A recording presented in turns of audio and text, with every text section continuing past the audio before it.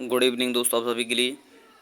और जैसा कि दोस्तों आप स्क्रीन पर देख रहे हैं, RRB ALP and ALP technician previous year question जो मैं आपके लिए कराने वाला हूं, वो हैं दोस्तों आपके 21 अगस्त।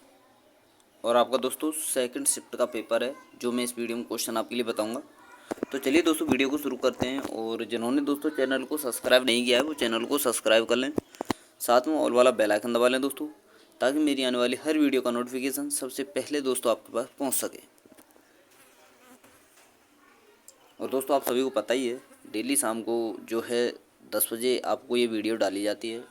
बाकी आपको पता ही दोस्तों, रविवार को एक वीडियो आपका जीके का डाला जाता है, जिसमें दोस्तों एक चैप्टर आपके लिए कंप्लीट करा दिया जाता है एक वीडियो में। साथ में क्वेश्चन भी आपके लिए कराए जाते हैं। और दोस्तों ये जो वीडियो आपका चल रहा है, ये जो आपकी सीरीज चल रही है, तो दोस्तों मैं बता दूं, आपके जितने भी आपके रेलवे के एग्ज़ाम आने वाले हैं, चाहे आरआरबी एएलपी हो, चाहे एएलपी टेक्नीशियन हो, ग्रुप डी हो, एनटीपीसी हो, चाहे आरआरबी जेई हो, उन सभी के लिए दोस्तों ये जो वीडियो मैं आपके लिए डालता हूँ शाम को 10 बजे, जो ये डालता हूँ, बहुत ही इम्पोर्टेंट होती है।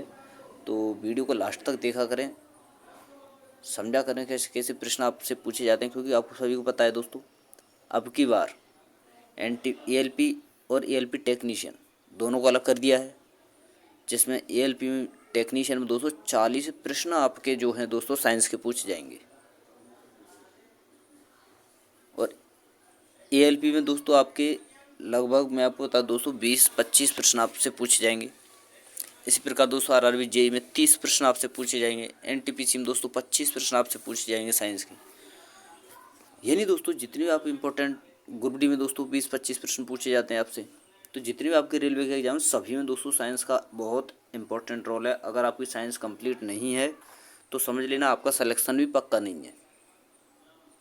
तो साइंस आपके लिए बहुत ज़रूरी है, बहुत इंपॉर्टेंट रोल निभाती है दोस्तों।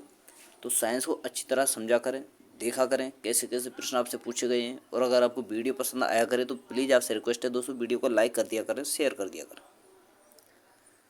तो चलिए दोस्तों प्रश्नों को देखते हैं एक एक करके।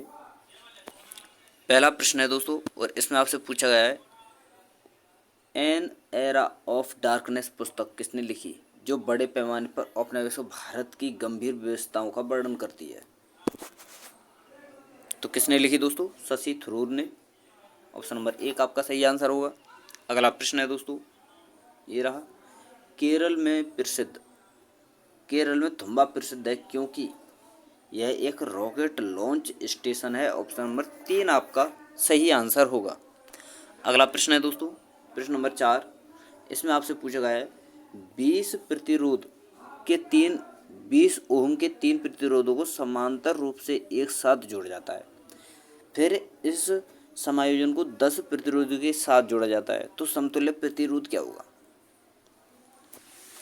तो देखिए दोस्तों, जब आपको समांतर दिया हो तो क्या करना है, 1/r, ये तो फॉर्मूला आपने पढ़ा होगा, 1/r0 बराबर 1/r1 प्लस 1/r2। इस प्रकार दोस्तों चला जाता है ये फॉर्मूला। और जब समायोजन यानी दोस्तों श्रेणी क्रम में जोड़ना हो तो डायरेक्ट जो आपके लिए प्रतिरोधी हैं उन्हें डायरेक्ट जोड़ दिया जाता है। तो यहाँ पर 20 प्रतिरोधों के, सॉरी दोस्तों, 20 ओम के 3 प्रतिरोध हैं जिन्हें समांतर रूप में जोड़ा गया है। तो समांतर मतलब है दोस्तों, इस प्रकार इन्हें हल करेंगे। तो चलिए दोस्तों एक एक करके सारे प्रश्नों को, इनको हल एक एक करके समांतर को हल करते हैं। 3 समांतर है 20 किसके दोस्तों? 20 प्रतिरोध के। तो इन्हें हम हल करेंगे एक एक करके।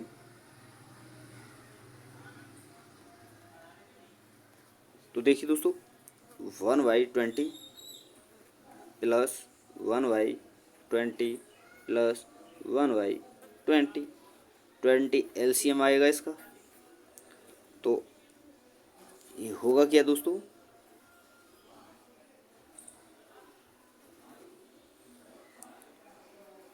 1 प्लस 1 प्लस 1, यानी 3/20 ये आ गया दोस्तों। प्लस में आपका ये समायोजन का प्रतिरोध 10 प्रतिरोध जो है समायोजन क्रम में जोड़ा गया, तो प्लस 10।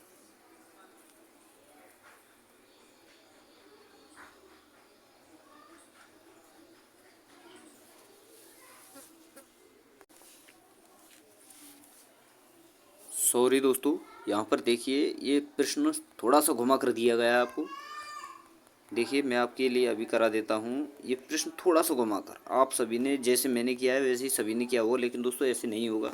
देखिए यहाँ पर क्या बोला गया है, 20 ओम के 3 प्रतिरोधों को समांतर रूप से एक दूसरे से जोड़ा गया है, फिर एक समायोजन को 10 प्रतिरोध के साथ जोड़ा गया। इनमें से एक 20 प्रतिरोध के 3 ओम 20 ओम के 3 प्रतिरोध है, इनमें से एक को समायोजन के साथ जोड़ा गया है। तो 20 एक तो 20 का लिया इन्होंने, एक 10 प्रतिरोध का पहले से ही है, तो टोटल 30 प्रतिरोध हो गया ना। इस प्रकार इन्होंने जोड़ा है, तो 30 आएगा। ऑप्शन नंबर 1 आपका सही आंसर होगा। अगला प्रश्न है दोस्तों, और इसमें आपसे पूछा गया है वो डैश वह प्रक्रिया है जिसमें अम्ल और क्षार मिलकर लवण और जल का निर्माण करते हैं। तो कौन सा है दोस्तों, उदासीनीकरण। ऑप्शन नंबर 3 आपका सही आंसर होगा।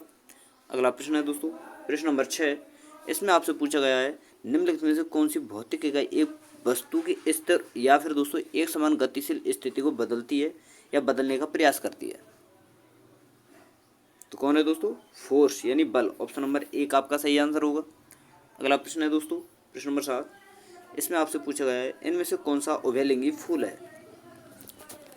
तो कौन सा है दोस्तों, सरसों। ऑप्शन नंबर 2 आपका सही आंसर होगा।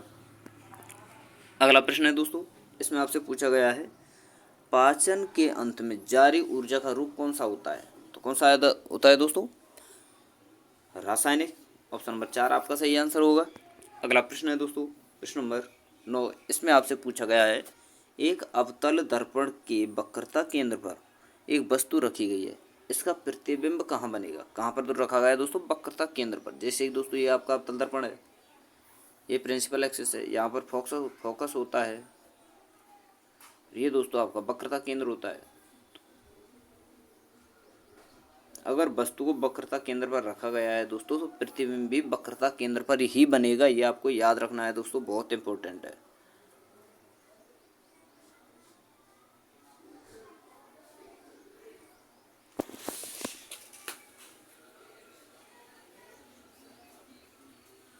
तो दोस्तों इसमें आपसे पूछा गया है एक अवतल दर्पण के वक्रता केंद्र पर एक वस्तु रखी गई है, इसका प्रतिबिंब कहाँ बनेगा। तो इसमें क्या दिया गया है दोस्तों, फोकस और वक्रता केंद्र के बीच में।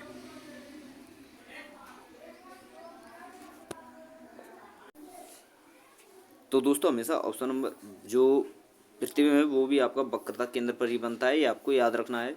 यहाँ पर ऑप्शन नंबर 3 आपका सही आंसर होगा।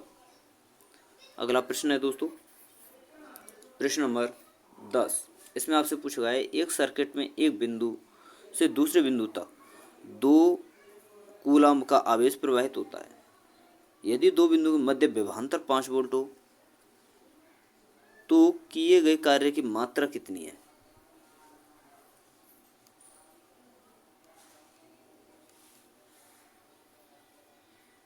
तो दोस्तों सीधा सीधा है कि आपका कूलम्ब है, सीधा दिया गया है दोस्तों आवेश, तो 2 होगा आपका इंटू विभवांतर जो है 5 है, तो सीधा सीधा 10 आ जाएगा ना, 10 जूल। ऑप्शन नंबर 2 आपका सही आंसर होगा। अगला प्रश्न है दोस्तों, प्रश्न नंबर 11, और इसमें आपसे पूछा गया है रिक्त स्थान में से उक्त विकल्प सबसे उपयुक्त विकल्प भरें। और इसमें आपसे पूछा गया है दोस्तों इथेनॉल का डैश के लिए विकृतीकरण होता है। तो इथेनॉल का दोस्तों किसके लिए विकृतीकरण होता है, पानी के लिए अनुपयुक्त बनाने के लिए। पानी को अनुपयुक्त बनाने के लिए दोस्तों इथेनॉल का विकृतीकरण होता है, ये आपको याद रखना है।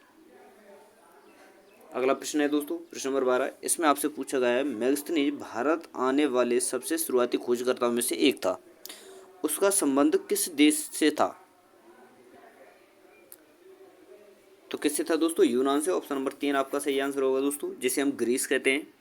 अगला प्रश्न है दोस्तों, प्रश्न नंबर 13, इसमें आपसे पूछा गया है निम्नलिखित में से कौन सा बाईं से दाईं ओर जाने पर परमाणु संख्या में वृद्धि के अनुसार सही जोड़ा है या सही जोड़ी है। तो कौन सा है दोस्तों, ऑप्शन नंबर 3 यानी दोस्तों बेरिलियम और बोरॉन। अगला प्रश्न है दोस्तों, इसमें आपसे पूछा गया है कि एक सांद्र अम्ल को तनु करने के लिए हमें क्या करना चाहिए।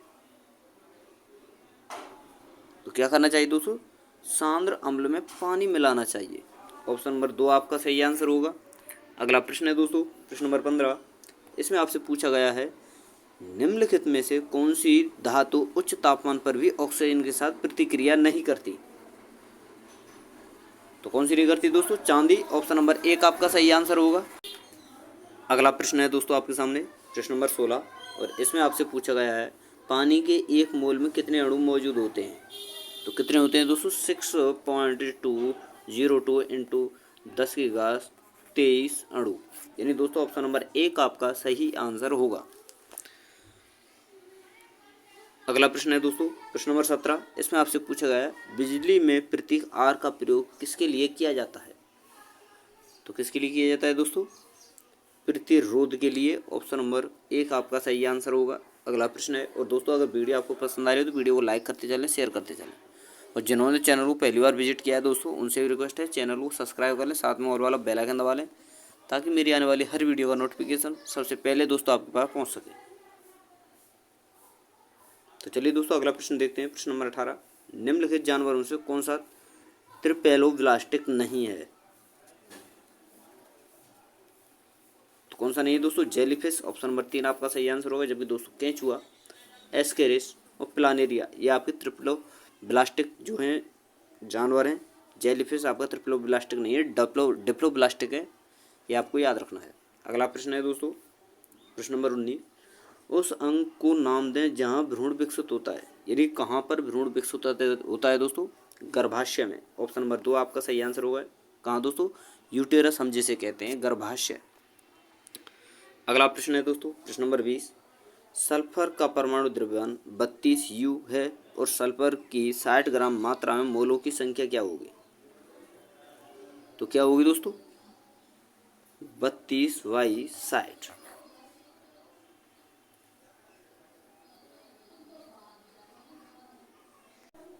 सॉरी दोस्तों, ये आपका 32 नहीं है। देखिए यहाँ पर ये आपका 16 ग्राम है। इंग्लिश को हमेशा करेक्ट माना जाता है। तो जो सल्फर की जो मात्रा है वो 16 ग्राम है, 60 नहीं है, ये आप गलत मान लेना। तो आपका जो आंसर होगा दोस्तों 16/32U। तो आपका जो आंसर आएगा 0.5 आएगा दोस्तों। ऑप्शन नंबर 1 आपका सही आंसर होगा। अगला प्रश्न है दोस्तों प्रश्न नंबर, ये रहा आपका, आधुनिक आवर्तसारणी में किस समूह में ऐसे तत्व शामिल होते हैं जो कि निष्क्रिय गैसों के रूप में होते हैं।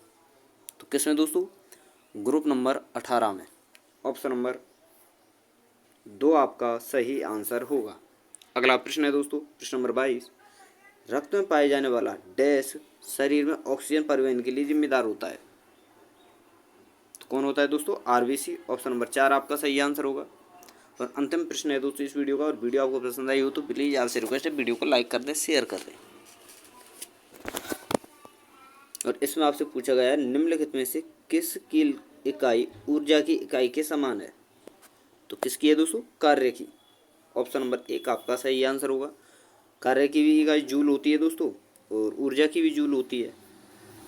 तो दोनों की क्या होती है दोस्तों, जूल। तो ये थे दोस्तों आपके 21 अगस्त के सेकंड शिफ्ट के जितने प्रश्न आपके साइंस और जीके पर बनते थे वो सारे प्रश्न मैंने आपके लिए बता दिए हैं। और वीडियो अगर आपको पसंद आई वीडियो को लाइक करें। और दोस्तों ये सीरीज आप सभी को पता ही है दोस्तों रेगुलर मिलती है। तो RRB JEE की वैकेंसियाँ आ चुकी हैं दोस्तों, आप तैयारी में लग जाएं। और ये जो मैं सीरीज करा रहा हूँ RRB JEE वाले हो, चाहे NTPC वाले हों, चाहे ALP वाले हों, चाहे LP टेक्नीशियन वाले हों या ग्रुप डी वाले हों, उन सभी के लिए दोस्तों महत्वपूर्ण होने वाली है। तो चैनल को सब्सक्राइब कर लें, साथ में ऑल वाला बेल आइकन दबा लें ताकि जब भी मैं कोई वीडियो डालूँ उसका नोटिफिकेशन सबसे पहले दोस्तों आपके पास पहुँच सके। तो थैंक यू दोस्तों, धन्यवाद। फिर मिलते हैं एक नई वीडियो के साथ।